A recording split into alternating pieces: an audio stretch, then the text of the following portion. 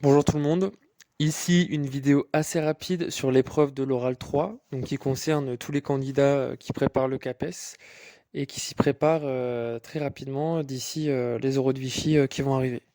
C'est une vidéo très rapide qui va aborder les points clés de l'épreuve avec un plan en deux parties qui consistera pour le candidat à prouver sa motivation, mais aussi la partie qui sera plutôt consacrée à l'illustration et les connaissances.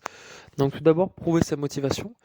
L'idée de cet oral, ça va justement être de mettre en valeur, de montrer en quoi le candidat il est motivé, même si l'idée n'est pas de déclarer sa motivation, ça reste d'en apporter la preuve en se basant sur des éléments tangibles.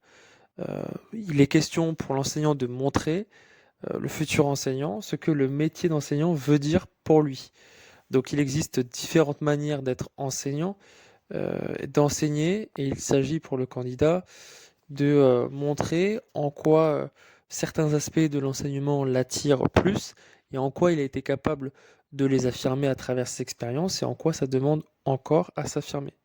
Les candidats sont donc encouragés à souligner ce qui caractérisera dans leur futur enseignement et dans leur enseignement actuel, au travers de leurs expériences, quel sera leur rayonnement, quelle sera leur particularité dans un cadre scolaire, que ce soit au sein de la classe, de l'établissement ou par rapport à des instances particulières présentes au sein de l'établissement.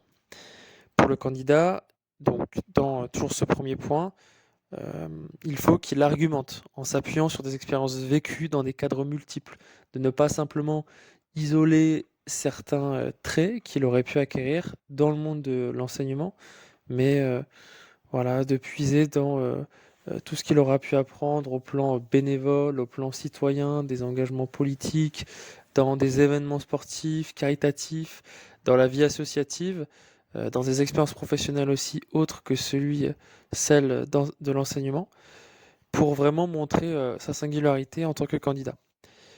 En puisant dans ces cadres multiples, le candidat pourra donc argumenter, c'est l'enjeu premier de l'épreuve, en montrant ce qu'il retire de son parcours antérieur, de ses expériences antérieures. Elles doivent être liées à une problématique qui montre sa manière d'enseigner, quelle est la pierre à l'édifice qu'il va apporter à l'éducation nationale, en restant humble et en montrant quelle spécificité il a qui rend nécessaire son intégration au métier. Quels sont surtout les éléments qui sont transférables dans son futur métier? Le candidat doit montrer ça au travers de ses expériences passées.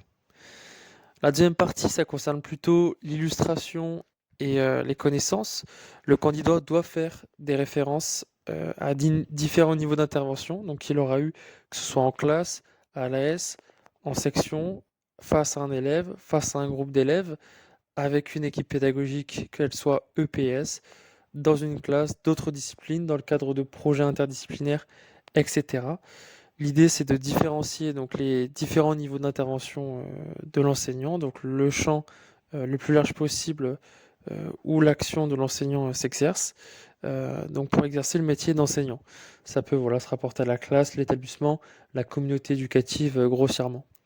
Il doit aussi connaître des connaissances donc très précises sur les relations avec les autres acteurs du système au sein de l'établissement, mais aussi autour de l'établissement, comme la fonction territoriale ou le système éducatif plus largement.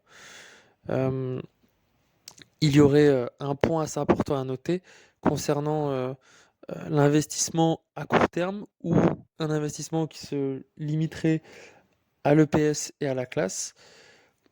L'épreuve de l'oral 3 mettra en valeur les candidats qui puiseront dans des expériences larges et variées, qui ne se limitent donc pas à ce cadre, euh, donc et qui dépassent ou qui rejoint celle de la communauté éducative.